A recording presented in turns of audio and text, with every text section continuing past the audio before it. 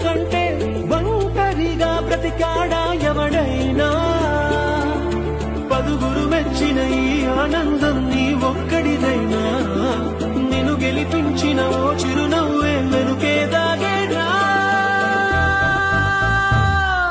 నువ్వని ఇది నీదని ఇది నిజమని అనుకున్నావా కాదుగా నువ్వనుకుంది ఇది కాదుగా నువ్వెదిగిందో ఏదని బదులేదని ఒక ప్రశ్నలా నిలుచున్నావా